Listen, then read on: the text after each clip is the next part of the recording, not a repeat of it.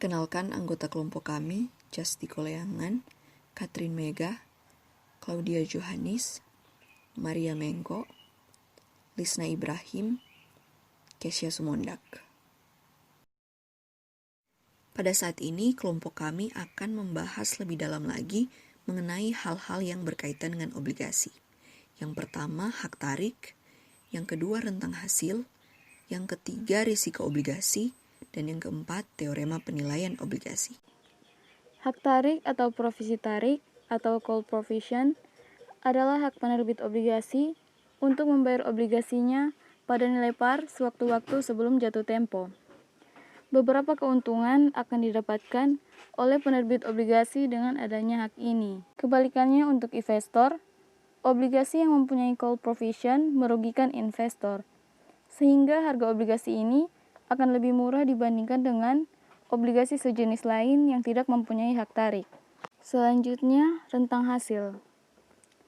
Rentang hasil atau yield spread adalah perbedaan antara yield to maturity atau YTM yang dijanjikan dengan YTM suatu obligasi bebas gagal atau default free yang mempunyai nilai kupon dan waktu maturity yang sama.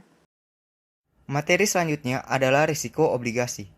Walaupun mempunyai risiko lebih rendah daripada saham, tetapi obligasi tetap aktiva berisiko. Risiko dari obligasi adalah kemungkinan obligasi tidak terbayar. Peringkat obligasi dapat digunakan sebagai proksi dari risiko obligasi. Peringkat obligasi adalah simbol-simbol karakter yang diberikan oleh agen peringkat untuk menunjukkan risiko dari obligasi. Salah satu agen peringkat terkenal di dunia adalah S&P Corporation. Di Indonesia sendiri, obligasi diberi peringkat oleh PT Pevindo dan PT Kesnik Credit Rating. Contoh peringkat obligasi dapat dilihat di tabel. Peringkat AAA mempunyai kemampuan sangat kuat untuk membayar bunga-bunga dan membayar kembali partisipal.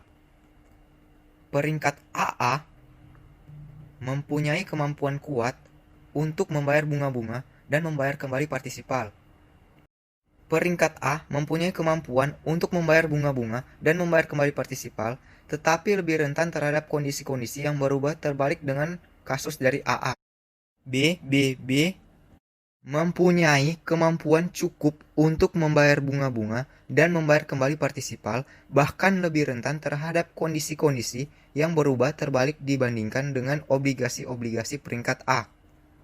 Peringkat BB, B, CCC, CC, C dianggap spekulatif terhadap kemampuan untuk membayar bunga-bunga dan membayar kembali partisipal. BB menunjukkan tingkat rendah dari spekulasi dan C menunjukkan tingkat tertinggi dari spekulasi. Peringkat D atau gagal, pembayaran bunga-bunga dan pembayaran kembali partisipan tertunggak. Plus atau minus dapat digunakan untuk menunjukkan posisi relatif dalam suatu kategori. Kesimpulannya adalah obligasi dengan peringkat AA mempunyai risiko lebih rendah, sedangkan pada peringkat D pembayaran bunga-bunga dan pembayaran kembali partisipan tertunggak. Materi selanjutnya, teorema penilaian obligasi. Teorema penilaian obligasi akan menjelaskan bagaimana hubungan antara harga obligasi akibat perubahan-perubahan suku bunga, maturity, dan nilai kupon. Hasil pasar atau market yield adalah hubungan antara perubahan suku bunga terhadap harga obligasi. Harga obligasi akan berubah dengan berubahnya suku bunga dan lamanya maturity. Hasil pasar atau market yield menunjukkan hubungan antara perubahan suku bunga terhadap harga obligasi. Hubungan waktu jatuh tempo dengan harga obligasi untuk waktu jatuh tempo yang bervariasi. Jika suku bunga menurun, maka harga obligasi akan naik untuk semua waktu maturity. Dan harga obligasi ini akan mengarah turun ke nilai parnya. Malkiel memperkenalkan 5 teorema tentang hubungan antara harga-harga obligasi dengan hasil-hasilnya. Teorema ini disebut dengan Malkiel's Bond Theorems. Teorema yang pertama yaitu harga dari obligasi akan bergerak berlawanan dengan hasil pasar atau market yield. Seperti halnya hubungan suku bunga dengan harga saham, Hubungan suku bunga dengan harga obligasi dengan bunga atau kupon tetap adalah berlawanan arah, yaitu semakin meningkatnya atau menurunnya suku bunga, semakin menurun atau naiknya harga obligasi. Hubungan negatif ini dapat dijelaskan melalui dua cara. Yang pertama, secara matematik, dapat dilihat dari rumus valuasi menghitung nilai intrinsik obligasi. Nilai suku bunga berada sebagai denominator atau pembagi di rumus tersebut. Jika suku bunga meningkat, maka nilai pembagi akan semakin besar dan dana hasil yang dibagi akan menjadi semakin kecil. Akibatnya, nilai harga obligasi semakin menurun. Cara yang kedua yaitu secara logika dapat dijelaskan dengan dua cara. Yang pertama yaitu dengan meningkatnya suku bunga, maka tabungan akan semakin menarik karena memberikan bunga tabungan yang meningkat. Dari sisi investor yang akan menjual obligasi, investor ini akan mengalihkan hasilnya ke tabungan dengan bunga yang lebih tinggi sehingga mengakibatkan penawaran obligasi meningkat. Karena penawaran meningkat, maka investor ini akan menawarkan obligasi dengan diskon sehingga harga obligasi akan menurun. Sedangkan dari sisi investor yang akan membeli obligasi, akan lebih menarik untuk memasukkan dananya ke tabungan dengan suku bunga yang lebih tinggi. Pihak investor tersebut mau melakukan pembelian jika obligasi tersebut dijual dengan diskon untuk mengkompensasi kehilangan kesempatan suku bunga tabungan yang lebih tinggi. Sebaliknya, dengan menurunkannya suku bunga, maka tabungan akan semakin kurang menarik karena memberikan bunga tabungan yang menurun. Akibatnya, investor akan menarik tabungannya dan mengalihkannya ke obligasi dengan bunga yang lebih tinggi. Akibatnya, permintaan atau demand obligasi meningkat, dan karena suku bunga obligasi lebih menarik, maka obligasi ini akan ditawarkan dengan premium, sehingga harga obligasi akan meningkat. Sebaliknya, dari sisi investor penjual obligasi akan mengalami kerugian suku bunga yang lebih rendah kalau hasil penjualan obligasi dimasukkan ke tabungan. Investor itu hanya mau menjual obligasinya dengan premium untuk mengkompensasi kerugian suku bunganya. Teorema yang kedua yaitu dengan maturity constant, penurunan suku bunga akan menaikkan harga obligasi dengan basis persentase lebih besar dibandingkan dengan peningkatan suku bunga yang sama besarnya yang akan menurunkan harga obligasi. Teorema ini menunjukkan dengan maturity constant, persentase perubahan harga obligasi akan lebih besar untuk penurunan suku bunga dibandingkan untuk peningkatan suku bunga yang sama besarnya. Di gambar ini terlihat bahwa melengkungnya kurva lebih besar untuk penurunan suku bunga dibandingkan dengan kenaikan suku bunga.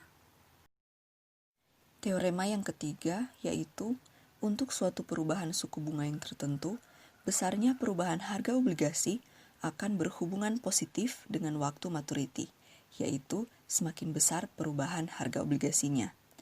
Teorema 1 dan 2 menunjukkan keadaan maturity yang konstan, sedangkan teorema 3 menunjukkan bagaimana jika maturity berubah. Teorema ini menunjukkan bahwa untuk perubahan suku bunga tertentu, perubahan atau volatility harga obligasi jangka panjang akan lebih tinggi dibandingkan dengan untuk obligasi jangka yang lebih pendek. Teorema yang keempat yaitu perubahan harga yang terjadi akibat hubungan antara maturity obligasi dan volatilitas harganya akan semakin besar dengan tingkat menurun atau increases at a diminishing rate sejalan dengan meningkatnya maturity. Contohnya misalnya obligasi dengan jangka waktu 10 tahun dengan penurunan suku bunga dari 14% menjadi 10% akan mengakibatkan harga obligasi naik dari Rp1.000.000 menjadi Rp1.244.782,68 atau sebesar 24,578%.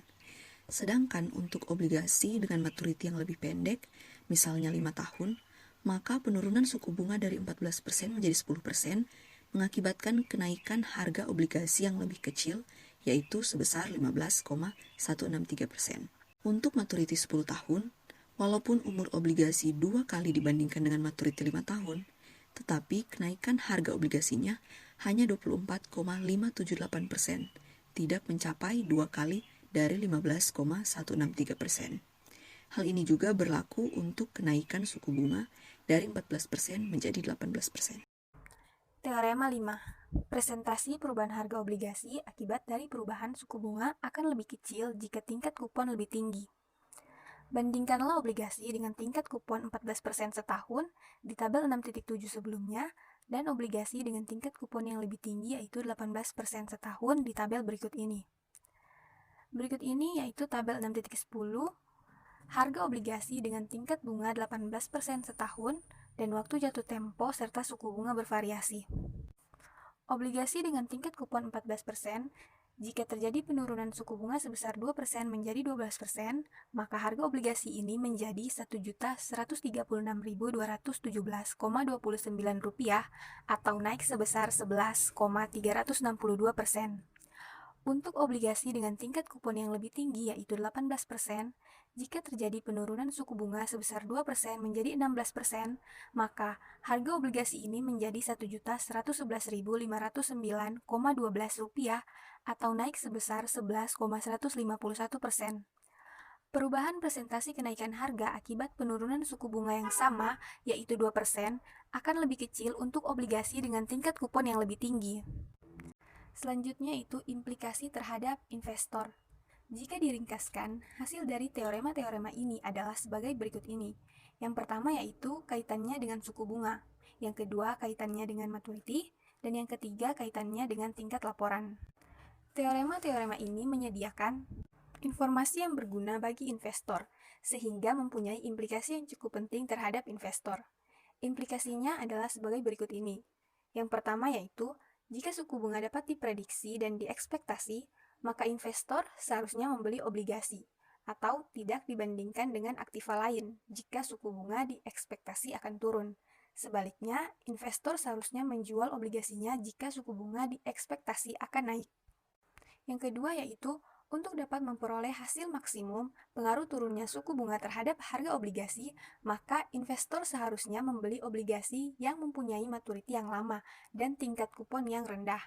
Dan yang terakhir yaitu jika investor harus membeli obligasi pada suku bunga diekspektasikan naik, sebaliknya investor membeli obligasi yang mempunyai maturity yang pendek dan tingkat kupon yang tinggi.